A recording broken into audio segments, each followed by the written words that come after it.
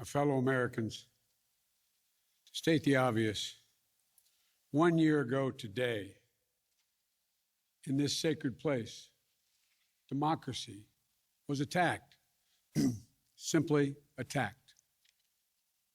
The will of the people was under assault. The Constitution, our Constitution, faced the gravest of threats. Outnumbered in the face of a brutal attack, the Capitol Police, the D.C. Metropolitan Police Department, the National Guard, and other brave law enforcement officials saved the rule of law. Our democracy held. We, the people, endured.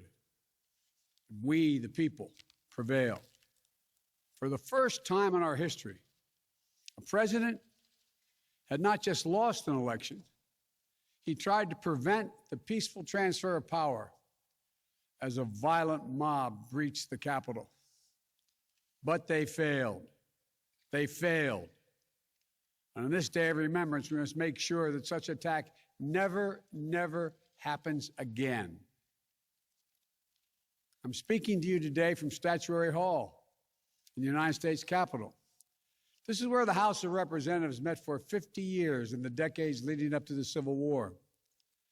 This is on this floor where young Congressman of Illinois, Abraham Lincoln, sat at desk 191. Above him, above us, over that door leading into the rotunda, is a sculpture depicting Cleo, the muse of history. In her hands, an open book in which she records the events taking place in this chamber below. Cleo stood watch over this hall 1 year ago today, as she has for more than 200 years. She recorded what took place, the real history, the real facts, the real truth, the facts and the truth that Vice President Harris just shared, and that you and I and the whole world saw with our own eyes. The Bible tells us that we shall know the truth, and the truth shall make us free. We shall know the truth. Well, here is the God's truth about January 6, 2021. Close your eyes. Go back to that day. What do you see? Rioters rampaging, waving for the first time inside this Capitol Confederate flag that symbolized the cause to destroy America, to rip us apart. Even during the Civil War, that never, ever happened. But it happened here in 2021. What else do you see? A mob breaking windows, kicking in doors, breaching the Capitol, American flags on poles being used as weapons, as spears, fire extinguishers being thrown at the heads of police officers. A crowd that professes their love for law enforcement assaulted those police officers, dragged them, sprayed them, stomped on them. Over 140 police officers were injured. We all heard the police officers who were there that day testify to what happened. One officer called it, quote, a medieval battle, and that he was more afraid that day than he was fighting the war in Iraq. They've repeatedly asked since that day, how dare anyone diminish, belittle, or deny the hell they were put through? We saw with our own eyes. Rioters menaced these halls, threatening the life of the Speaker of the House, literally erecting gallows to hang the Vice President of the United States of America. But what did we not see? We didn't see a former president who had just rallied the mob to attack, sitting in the private dining room off the Oval Office in the White House, watching it all on television and doing nothing for hours as police were assaulted, lives at risk, the nation's capital under siege. This wasn't a group of tourists. This was an armed insurrection.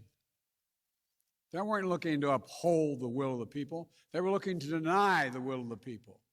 They weren't looking to uphold a free and fair election. They were looking to overturn one.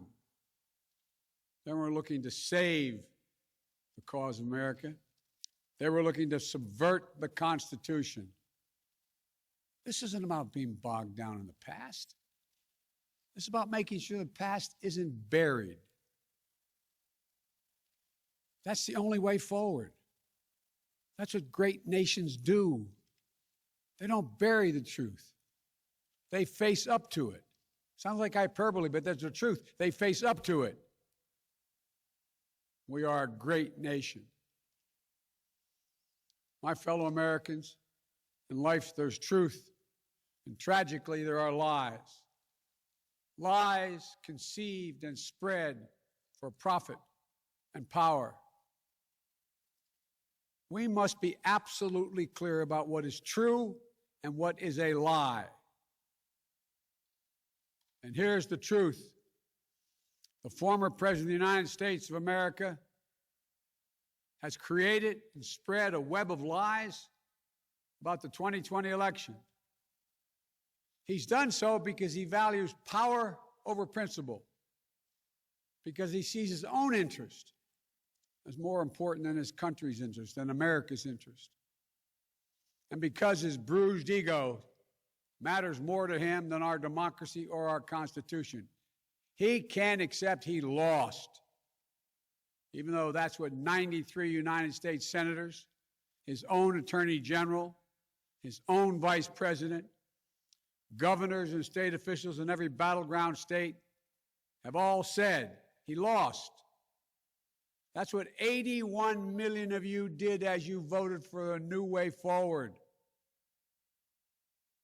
He has done what no president in American history, the history of this country, has ever done. He refused to accept the results of an election and the will of the American people.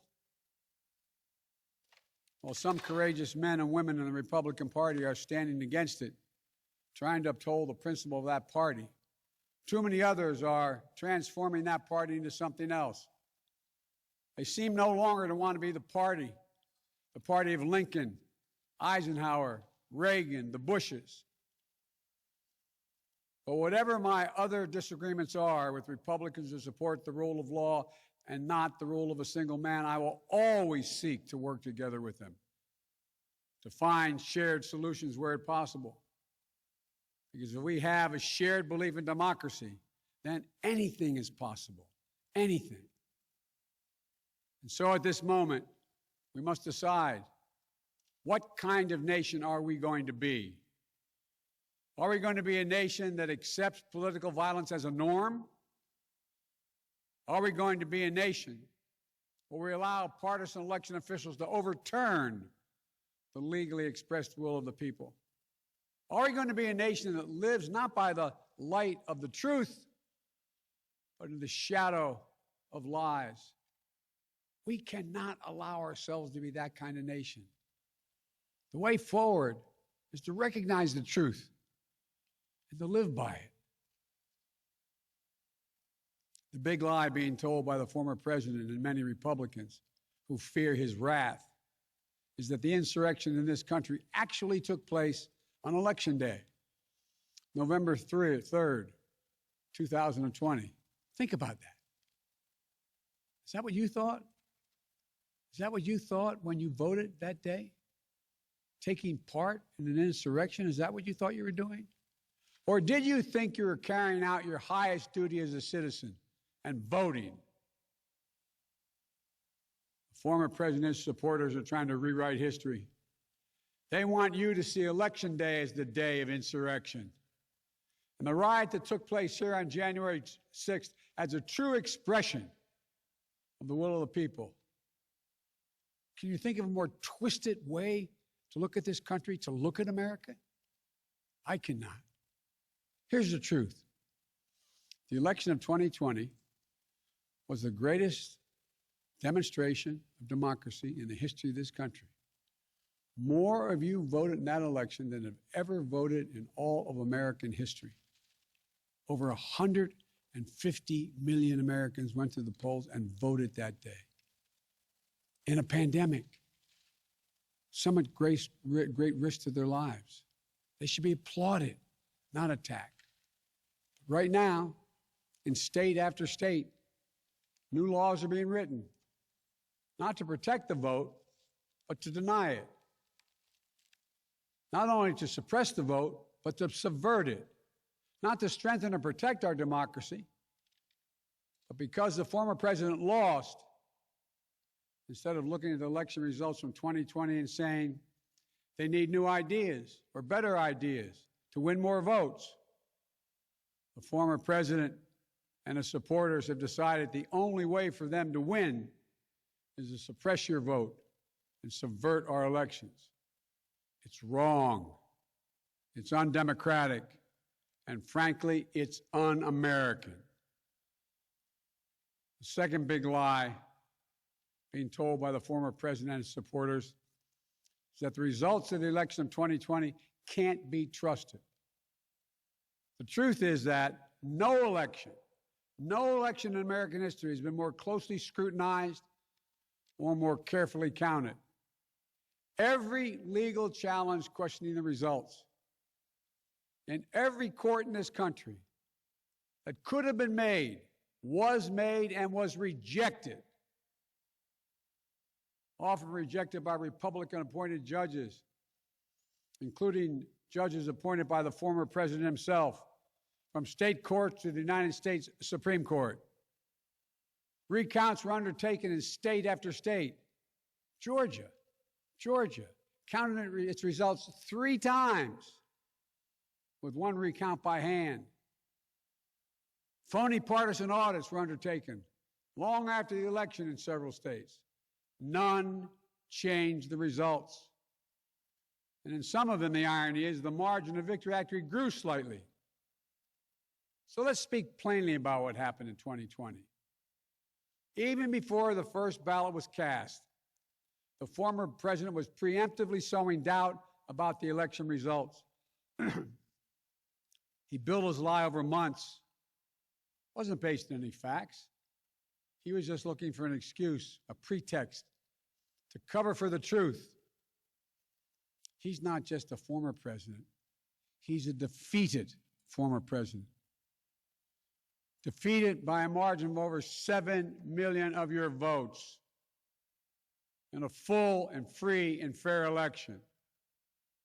There is simply zero proof the election results were inaccurate. In fact, in every venue where evidence had to be produced, an oath to tell the truth had to be taken, the former president failed to make his case. Just think about this. The former president and his supporters have never been able to explain how they accept as accurate the other election results that took place on November 3rd. The elections for governor, United States Senate, House of Representatives. Elections which they closed the gap in the House. They challenged none of that. President's name was first. Then we went down the line. Governors, senators, House of Representatives. Somehow those results are accurate on the same ballot. But the presidential race was flawed.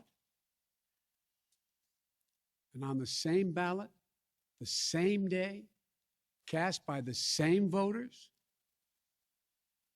The only difference, the former president didn't lose those races. He just lost the one that was his own.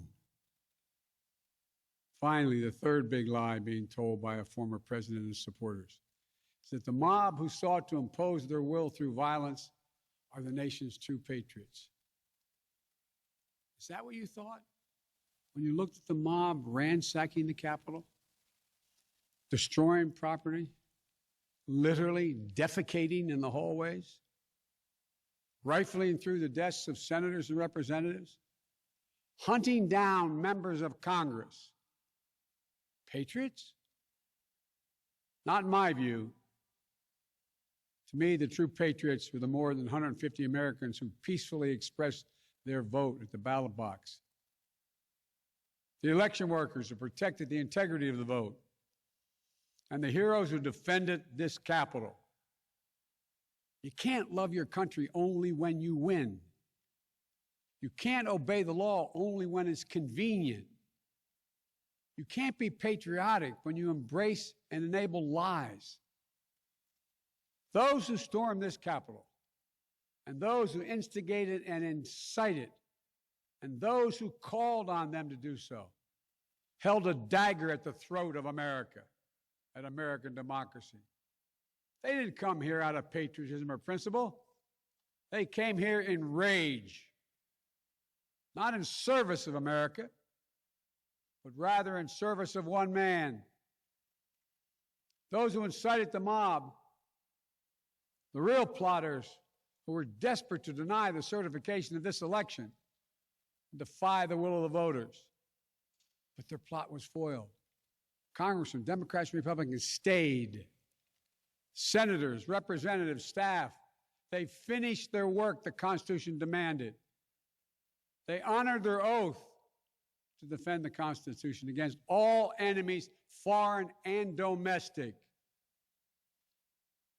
Look, folks, now it's up to all of us, to we the people, to stand for the rule of law, to preserve the flame of democracy, to keep the promise of America alive.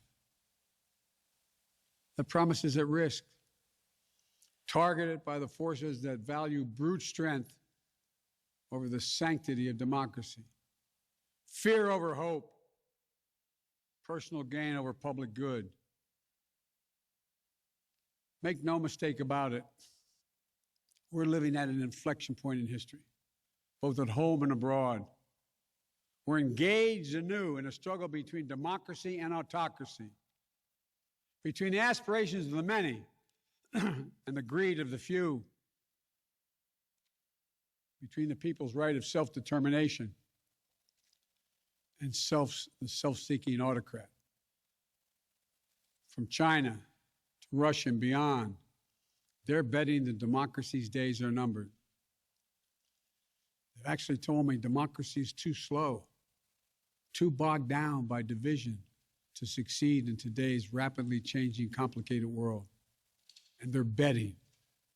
They're betting America will become more like them and less like us. They're betting that America is a place for the autocrat, the dictator, the strongman. I do not believe that. That is not who we are. That is not who we have ever been. And that is not who we should ever, ever be. Our founding fathers, as imperfect as they were, set in motion an experiment that changed the world, literally changed the world. Here in America, the people would rule. Power would be transferred peacefully, never at the tip of a spear or the barrel of a gun. They committed to paper an idea that they couldn't live up to, but an idea that couldn't be constrained. Yes, in America, all people are created equal. We reject the view that if you succeed, I fail. If you get ahead, I fall behind. If I hold you down, I somehow lift myself up. The former president who lies about this election and the mob that attacked this Capitol could not be further away from the core American values. They want to rule, or they will ruin. Ruin what our country fought for at Lexington and Concord, at Gettysburg and Omaha Beach, Seneca Falls, Selma, Alabama. What we were fighting for? The right to vote, the right to govern ourselves, the right to determine our own destiny. With rights come responsibilities. The responsibility to see each other as neighbors, Maybe we disagree with that neighbor, but they're not an adversary. Responsibility to accept defeat. Then get back in the arena and try again the next time to make your case. Responsibility to see that America is an idea. An idea requires vigilant stewardship. As we stand here today, 1 year since January 6, 2021, the lies that drove the anger and madness we saw in this place, they have not abated. So we have to be firm, resolute, and unyielding in our defense of the right to vote and to have that vote counted. Some have already made the ultimate sacrifice in this sacred effort. Jill and I have mourned police officers in this Capitol Rotunda not once but twice in the wake of January 6th. Once to honor Officer Brian Sicknick, who lost his life the day after the attack, and a second time to honor Officer Billy Evans, who lost his life defending this Capitol as well. We think about the others who lost their lives and were injured, and everyone living with the trauma of that day, from those defending this Capitol, to members of Congress in both parties and their staffs, to reporters, cafeteria workers, custodial workers, and their families. Don't kid yourself. The pain and scars from that day run deep. I've said it many times, and it's no more true or real than we think about the events of January 6th. We are in a battle for the soul of America. A battle that by the grace of God and the goodness and greatness of this nation, we will win. Believe me, I know how difficult democracy is, and I'm crystal clear about the threats America faces. But I also know that our darkest days can lead to light and hope. From the death and destruction, as the Vice President referenced in Pearl Harbor, came the triumph over the forces of fascism. From the brutality of Bloody Sunday on the Edmund Pettus Bridge came historic voting rights legislation. So now let's step up, write the next chapter in American history, where January 6th marks not the end of democracy, but the beginning of a renaissance of liberty and fair play. I did not seek this fight brought to this Capitol 1 year ago today, but I will not shrink from it either. I will stand in this breach. I will defend this nation, and I will allow no one to place a dagger at the throat of democracy. We will make sure the will of the people is heard, that the ballot prevails, not violence, that authority in this nation will always be peacefully transferred. I believe the power of the presidency and the purpose is to unite this nation, not divide it, to lift us up, not tear us apart. See, about us, not about me. Deep in the heart of America burns a flame, lit almost 250 years ago, of liberty, freedom, and equality. This is not a land of kings or dictators or autocrats. We're a nation of laws, of order, not chaos, of peace, not violence. Here in America, the people rule through the ballot, and their will prevails.